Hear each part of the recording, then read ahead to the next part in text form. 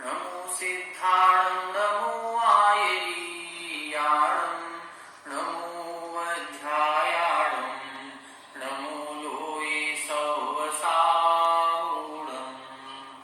सकते हैं। अथ वीतराग स्तोत्रम। शिवं शुद्धबुद्धं परं विश्वनाथं न देवो न बन्धुर्न कर्मो न कर्ता न अङ्गं न सङ्गं न चेच्छा न कामं चिदानन्दरूपं नमो वीतरागम् न बन्धो न मोक्षो न रागादिदोषः न योगं न भोगं न व्याधिर्न शोकं न कोपं न मानं न माया न लोभं चिदानन्दरूपं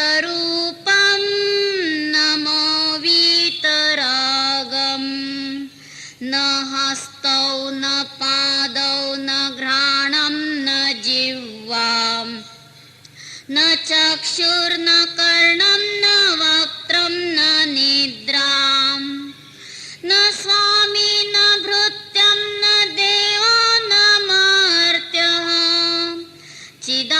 चिदानन्दरूपं नमो वीतरागम् न जन्मं न मृत्युं न मोहं न चिन्तां न क्षुद्रो न भीतो न कार्षं न तन्द्रां न स्वेदं न खेदं न वर्णं न मुद्रां चिदानन्दरूपं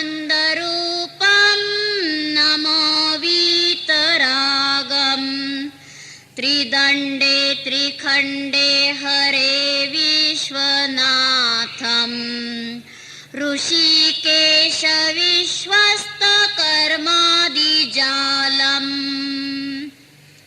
न पुण्यं न पापं न चाक्षादिगात्रम् चिदानन्दरूपं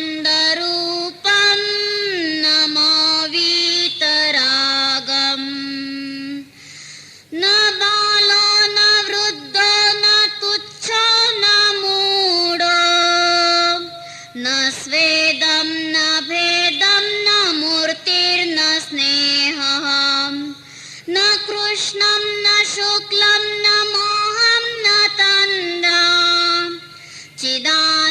चिदानन्दरूपं नमो वीतरागम् न आद्यं न मध्यं न अन्तं न चान्या न द्रव्यं न क्षेत्रं न कालो न भावः न शिष्यो न गुरुर्नापि हीनं न दीनं चिदानन्दरूपं नमो वीतरागम् इदं ज्ञानरूपं स्वयं तत्त्ववेदी न पूर्णं न शून्यं न चैत्यस्वरूपो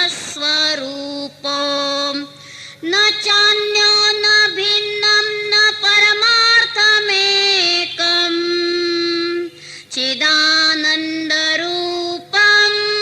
नमो वीतरागम् आत्मा रामगुणाकरं गुणनिधिं चैतन्यरत्नाकरम् सर्वे भूतगतागते सुखदुःखे ज्ञाते त्वया सर्वगे त्रैलोक्याधिपते स्वयं स्वमनसा ध्यायन्ति योगीश्वराः वन्दे तं हरिवंशहर्षहृदयं श्रीमन्हृदाभ्युद्यताम् श्रीमन्हृदाभ्युद्यताम् इति वीतरागस्तोत्रं समाप्तम्।